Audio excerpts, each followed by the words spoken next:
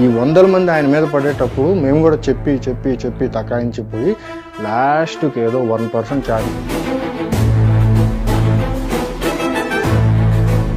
అక్కడ ఆంటోనీ అనే వ్యక్తే ప్రధాన కారణం ఈ తోపులాటలో, ఆయన టీమే ఇష్టానుసారంగా తోసేసినారు ప్రధాన కారణం అని పోలీసులు కూడా చెప్తున్నారు. ఆంటోనీ అనే ఆయన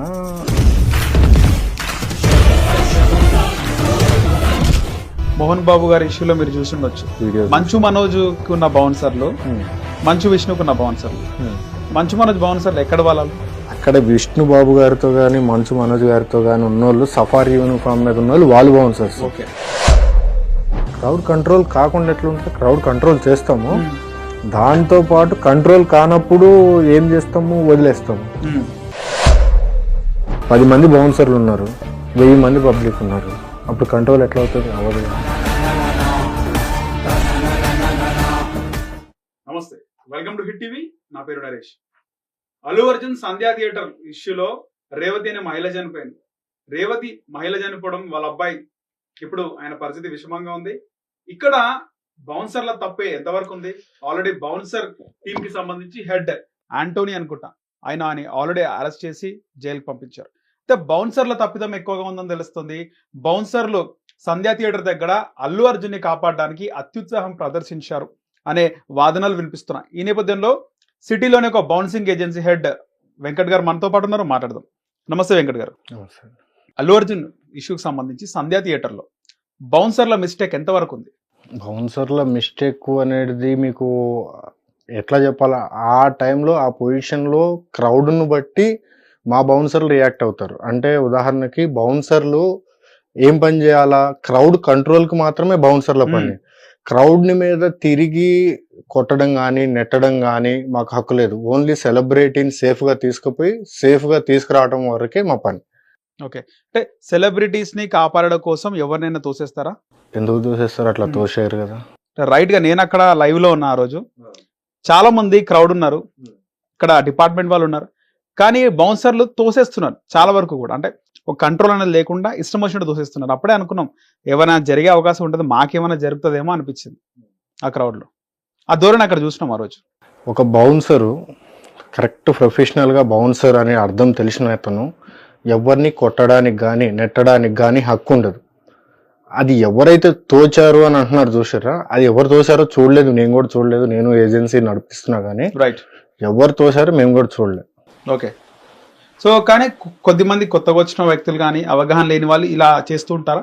కొత్తగా వచ్చిన వాళ్ళు, వాళ్ళకి తెలియదు, కొద్దిగా ఎక్సర్సైజ్ చేసి బాడీ పెంచుకొని వచ్చిన తర్వాత వాళ్ళు యూనిఫామ్ ఏదైతే black and black bouncer uniform ఉంటుందో అది వేసుకొని వచ్చి పొజిషన్లో నిలబడినప్పుడు పబ్లిక్ నూకేయటం అయితే తప్పు 100% కంట్రోల్ చేయొచ్చు.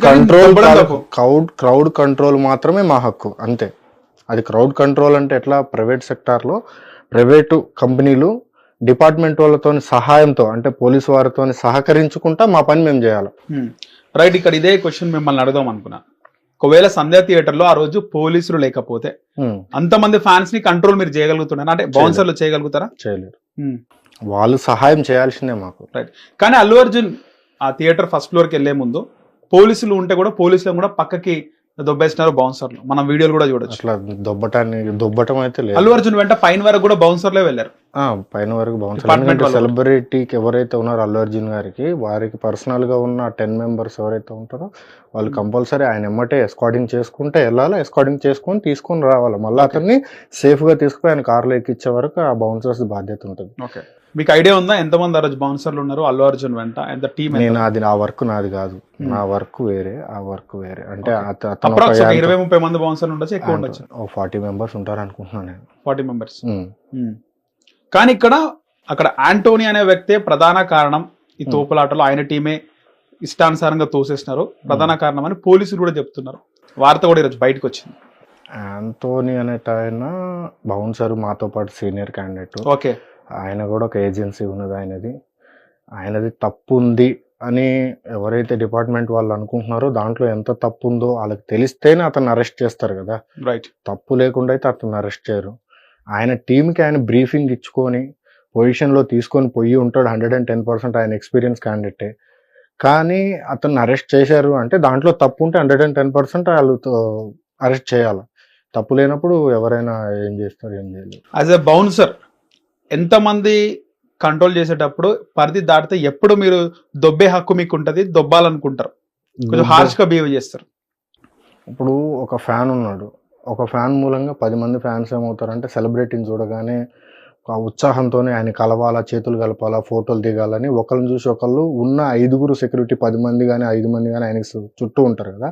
ఈ 100 మంది ఆయన మీద పడేటప్పుడు మేము కూడా చెప్పి చెప్పి చెప్పి తకాయించిపోయి లాస్ట్కి ఏదో 1% ఛార్జ్ చేసుకొని కొద్దిగా పుష్ చేస్తారు.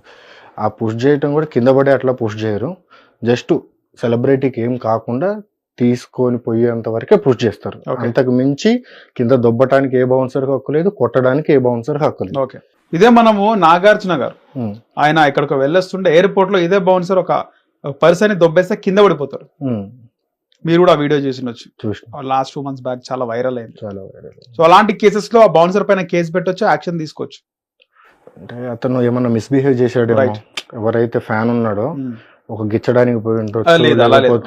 వ్యక్తి సూపర్ మార్కెట్ లో అక్కడ ఎయిర్పోర్ట్ లో ఫోటో దిగడానికి వచ్చినాడు, సో వీక్ గా ఉండి ఆయన దొబ్బేస్తే కింద పడిపోయాడు. తిరిగి మళ్ళీ మా బౌన్సర్ సారీ చెప్పుంటాడు, ఎందుకంటే అది సడన్ గా ఇప్పుడు సెలబ్రిటీ మీదకి పోతుంటే భయం పడతాం కదా, ఎవరు ఏంది అచానక్ వచ్చి అటాక్ చేస్తున్నాడు అనే భయంతోనే అతను ఏదన్నా గట్టిగా ఒక్కసారి అట్లా పుష్ చేస్తే వెనక్కి వెళ్ళిపోయి ఉంటాడు. ఫోర్స్ ఎక్కువై ఉంటుంది దాంట్లో. సో ముఖ్యంగా యాంటోనీ విషయానికి వస్తే ఆయన చాలా రోజుల నుంచి ఉన్నాడు ఈ బౌన్సింగ్ ఫీల్డ్ లో ఉన్నారు. ఓకే, సో ఆయన కింద ఎంతమంది ఉండొచ్చు అందాజా? ఇది మాది కింద పని చేయటం అంటూ ఏముండదు, ఏజెన్సీ. ఇప్పుడు నేను ఒక ఏజెన్సీ నడిపిస్తున్నా, ఈ రోజు ఒక ఈవెంట్ ఉంది, ఆ ఈవెంట్ కి ఎంతమంది కావాలంటే అంతమందిని నేను అరేంజ్ చేస్తా. డైలీ ఎంప్లాయీలు కాదు వీళ్ళంతా, జస్ట్ 1 day 2 days బేస్ కోసము మేము ఒక 1200 ఛార్జ్ చేస్తాం పర్ పర్సన్ కస్టమర్ దగ్గర. దాని నుంచి మెల్లగా మా బాయ్స్కి మేము సర్వీస్ ఛార్జ్ తీసుకొని వాళ్ళకి ఇచ్చి వాళ్ళని వర్క్కి తీసుకొస్తాం. వచ్చినప్పుడు ఆ వచ్చిన పర్సన్స్కి ఎవరికైనా కానీ మేము బ్రీఫింగ్ ఇస్తాం ఫస్ట్, ఇది వర్క్, ఎవరిని కొట్టడానికి నెట్టడానికి హక్కు లేదు అని చెప్పి మేము పొజిషన్లోకి తీసుకొస్తాం. అది ఒక్కొక్కసారి ఇక ఉత్సాహం ఎక్కువ చూపించేటోళ్ళు కొంతమంది అట్లా చేయొచ్చేమో కానీ అందరూ చేయరు. ఎవరు సీనియర్స్ అసలు ఏ బౌన్సరు కానీ తిరిగి కొట్టిన హక్కే లేదు, అక్కడ హక్కు కూడా లేదు అసలు. తిరిగి కొట్టడానికి హక్కు లేదు, నెట్టేయడానికి కూడా హక్కు లేదు. హైదరాబాద్ లో ముఖ్యంగా ఎంతమంది బౌన్సర్స్ ఉంటారు? ఓన్లీ హైదరాబాద్ లో 10,000 మంది దాకా ఉన్నారు. 10,000 మంది అంతమంది బౌన్సర్లు ఉన్నారు. అంటే పార్ట్ టైం ఎక్కువ చదువుకునేటోళ్ళు, ఇప్పుడు ఒక డిగ్రీ చదివేటోడు కానీ ఇంటర్ చదివే పిల్లాడు కానీ ఎక్సర్సైజ్ చేసుకుంటా పార్ట్ టైం లాగా సాయంత్రం పూట ఈవినింగ్ ఒక వీకెండ్లో 3 days ఫ్రైడే సాటర్డే సండే అట్లా వచ్చి క్లబ్లో కానీ ఈవెంట్స్లో కానీ చేసుకుంటే అతనికి ఒక 1000 రూపాయలు పేమెంట్ వస్తుంది. ఆ 1000 రూపాయలతో అతని ఖర్చులు పార్ట్ టైం ఏదైనా ఎక్సర్సైజ్కి ఫుడ్కి దానికి యూజ్ చేసుకుంటాడు. వాళ్ళతో కలిపి 10,000 మంది ఉంటారు. ఓన్లీ ప్రొఫెషనల్గా ఇదే వర్క్ నమ్ముకొని ఒక 5,000 నుంచి 3,000 మంది ఉన్నారు. ఓన్లీ ఇదే వర్క్, వేరే వర్క్ లేకుండా జీవనోపాధి ఇదే 3,000 నుంచి 5,000. సో ఆ విధంగా ఆంటోనీ ఆ రోజు రిక్రూట్ చేసుకున్నాడు అంతే 1 day బేస్ లో తీసుకుంటారు, అది ఈవెంట్ కోసం అంతే. ఎక్కువ సెలబ్రిటీస్ కి ఎవరు చూస్తుంటారు? ఆంటోనీ ఎక్కువ చేస్తాడు, ఆంటోనీ చేస్తాడు, ఇంకా మిగతా వాళ్ళు కూడా ఉన్నారు కానీ ఎక్కువగా ఆంటోనీ ఎక్కువ చేస్తుంటాడు. మేము వచ్చేసి మామూలుగా పర్సనల్ గా పిఎస్ఓ సెక్యూరిటీ ఆఫీసర్ లాగా, బాడీ గార్డ్ లాగా, ఏదైనా మ్యారేజెస్ కి లేకపోతే ఏదైనా ఓపెనింగ్స్ కి అట్లాంటి వాటికి ఈవెంట్స్ కి పండగలప్పుడు బోనాలు కానీ ఎవరన్నా విఐపి కానీ పొలిటికల్ లీడర్ కానీ వాళ్ళకి ఎస్కార్డింగ్ కోసం ఒక 8 మందిని పెట్టుకుంటారు. పెట్టుకున్నప్పుడు కూడా మేము ఎవరిని పుష్ చేయము, ఓన్లీ ఎవరైతే మాకు ఆ టైంలో కస్టమర్ కానీ ఎవరైతే క్లయింట్ ఉంటారో అతన్ని సేఫ్ చేయడానికి మాత్రమే ఉంటాం, అంతే తప్పితే ఇంకా వేరేది ఉండదు. ఈ ఆంటోనీ మీకు ఎప్పటి నుంచో పరిచయం అంటున్నారు కదా? పరిచయం మేము దగ్గర 15 years నుంచి మేము సేఫ్ ఫీల్డ్ కాబట్టి. మీకంటే కొంచెం సీనియర్ ఆయన? మాకంటే నాకన్నా కొద్దిగా సీనియర్ అవుతాను, కానీ నాకు ఎక్కువ సినిమా సెలబ్రిటీస్ కే చేయాలని ఉంటదేమో. అట్లానేం కాదు, ఆయనకు ఎక్కువ వర్క్ వస్తాయి అనమాట. కంటిన్యూ ఆయన అదే ఫీల్డ్ లో ఉన్నాడు, సెలబ్రిటీ ఫీల్డ్ లో మూవీ ఫీల్డ్ లోనే ఉన్నాడు కాబట్టి ఆయనకి కంటిన్యూ అదే వర్క్ వస్తుంది. అందరు గుర్తుపడతారు, ఆయనకే వర్కులు చెప్తారు. అది సో మన పని ఈజీగా అయిపోతుంది అని చెప్పి. చిరంజీవి గారు వెంట కానీ ఎక్కడ చూసినా ఆయన కనబడుతూ ఉంటాడు ఫుల్ షర్ట్ వేసుకొని. అదే ఆయన ఏజెంట్ కాబట్టి ఆయన ఒక ఆయన కూడా ఒక ఆర్గనైజర్ కాబట్టి ఆయన కింద ఒక 20-30 మంది పనిచేస్తుంటారు కాబట్టి కంటిన్యూగా అట్లానే నడిపిస్తూ ఉంటారు. సో మీ నోటీస్కి వచ్చినప్పుడు ఈ సంధ్యా థియేటర్ ఇష్యూ తర్వాత ఏమనుకున్నారు? అసలుకి నైట్ జరిగిన ఇష్యూలో ఎక్కువగా ఏం జరిగిందని అనుకున్నారు? ఏం జరిగింది అంటే నేను దాని గురించి పెద్దగా చూడలేదు, ఎందుకంటే ఈ టైంలో కూడా నీకు మ్యారేజ్ ఈవెంట్స్ అవి ఇవి ఉన్నాయి కాబట్టి మేము బిజీగానే ఉన్నాము. ఓకే. ఈ రోజే న్యూస్ చూసింది, అతను అరెస్ట్ చేశారు అంటే అదే న్యూస్. అసలు తప్పు ఉంటే అరెస్ట్ చేస్తారు కదా, తప్పు లేకుండా అయితే ఎవరిని అరెస్ట్ చేయరు కదా. దాంట్లో ఎంత తప్పు ఉంది ఎంత తప్పు లేదని మేము కూడా తెలుసుకోవాలి కదా. ఓకే. యాంటోనీ అనేట ఆయన ఒక ఏజెంట్, ఆయన కింద ఇంతమంది ఆ రోజు ఈవెంట్కి వచ్చారు. దాంట్లో ఎవరు నెట్టడం మూలంగా కింద పడ్డారో పడలేదో తెలియదు, అది అందరినీ తెలుసుకోవాలి అంతే. ఓకే. సో పోలీసుల సపోర్ట్ లేకుండా ఆ క్రౌడ్ ని కంట్రోల్ చేయడం అసాధ్యం అంట. అసాధ్యం. డిపార్ట్మెంట్ వాళ్ళు మాకు ఏ ఈవెంట్ ఉన్నా ముందొచ్చి అక్కడ సిఐ గారు కానీ ఎస్ఐ గారు కానీ బౌన్సర్ హెడ్ని పిలిపించి ఒక 10 మెంబర్స్ని పిలిపించి వాళ్ళకి బ్రీఫింగ్ ఇస్తాడు. ఇట్లా చేయండి ఎవరిని నెట్టొద్దని. ప్రతి డిపార్ట్మెంట్ ప్రతి పెద్ద ఈవెంట్కి నేను చేసిన వాటికైతే నాకు తెలిసిన వాడికి ప్రతి పర్సన్కి ప్రతి పెద్ద ఈవెంట్కి జరిగినప్పుడు పిలిపించి చెప్తారు ఎవరు మెయిన్ హెడ్ ఎవరని వాళ్ళని పిలిపిస్తాడు.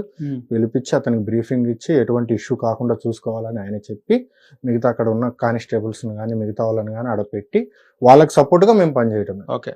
మీరు ఎప్పుడైనా సెలబ్రిటీస్ కి సెక్యూరిటీగా బౌన్సింగ్ కి వెళ్ళానా? వెళ్ళినారు. ఎవరెవరికి వెళ్ళినారు? అందరు టాలీవుడ్ లో అందరి దగ్గర. మీరు మీ టీం? నేను నా టీం అంటే నేను చేసినప్పుడు నేను ఓన్ గా కంపెనీ పెట్టుకుంది 2016-14లో పెట్టుకున్నాను. అంత ముంగట నేను కూడా ఇట్లానే ఒక ఏజెంట్ కింద వెళ్ళిన ఉండే. ఓకే. సో ఆ ప్యాషన్ ఉంటుందా బౌన్సర్స్ కి ఎక్కువగా సెలబ్రిటీస్ తో ఉండాలా, వాళ్ళ పక్కన కంట్రోల్ చేస్తూ ఉండాలా? అది ఒక్కొక్కరు ఒక్కొక్క మైండ్ సెట్. నేను నాకు డబ్బు అవసరం ఉంది, వర్క్ అవసరం ఉంది కాబట్టి నేను అది ఎంచుకున్నాను నేను. ఓకే. నాకు ఆ టైంలో ఒక్కొక్కరికి ఏంటంటే ఫ్యాషన్ ఉంటుంది, హీరోలు ఎమ్మడి తిరిగారు, హీరోలను చూడాలా,